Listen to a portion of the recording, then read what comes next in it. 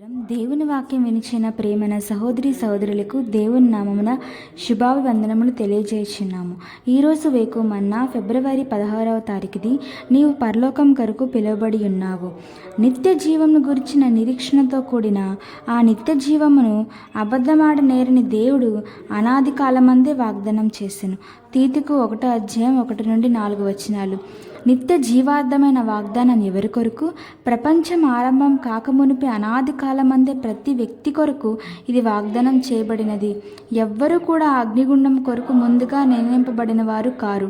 ఒకవేళ దేవుడు పరలోకం కొరకు కొందరిని మాత్రమే ముందుగా నిర్ణయించినడలా దేవుడు తన యొక్క అద్వితీయ కుమారుని వారి కొరకు మాత్రమే చనిపోటుకు పంపెడివాడు.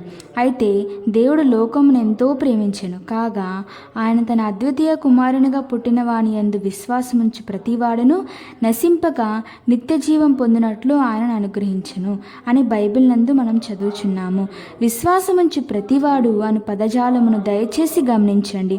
మనుషులందరూ రక్షణ పొంది సత్యము గురించిన అనుభవ జ్ఞానం గలవారై ఉండవలనని ప్రభు ఇచ్చించుచున్నారు. ప్రయాసపడి భారం మోసుకొనిచున్న సమస్త జనులారా నా ఎద్దుకు రండి, నేను మీకు విశ్రాంతి కలుగజేతునని ప్రభువైన యేసుక్రీస్తు చెప్పి ఉన్నారు. పరలోకం కొరకు ముందుగా నిర్ణయింపబడిన వారులారా నా ఎద్దుకు రండని ఎప్పుడు కూడా యేసు చెప్పలేదు. ఇంకను ఎవడైనను దప్పిగొని ఎడల నా ఎద్దుకు వచ్చి దప్ప తీర్చుకొనవలనని ఆయన అందరిని ఆహ్వానించుచున్నట్లు చూడగలము. నా ఎద్దుకు వచ్చివాని నేను ఎంత మాత్రము బయటకు త్రోసివేనని ఆయన చెప్పుచున్నాడు.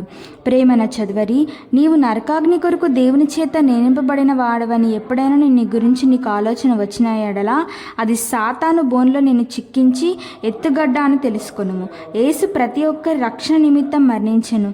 నీవు పరలోకం కొరకు పిలువబడి ఉన్నావు. అందువలన దేవుని వాక్యం విశ్వసించి యేసు కొరకు జీవించుటకు నిన్ను నీవే సమర్పించుకొనుము. అలాగు చేయుటకు నీవు వేగిరపడుము. ఏలి అనగా యేసు యొక్క రహస్య రాకడను నీవే ఆలస్యం చేయుచున్నావేమో. ఎందుకనగా ప్రభు తన వాగ్దానం గురించి ఆలస్యం చేయవాడు కాడు గాని ఎవడును నశింపవలనని ఇచ్చేయింపక అందరూ మారు మనసు పొందవలని కోరచ్చు మీ ఎడల దీర్ఘశాంతం గలవాడై ఉన్నాడు. దేవుని నామం స్తోత్రం. Praise the lord.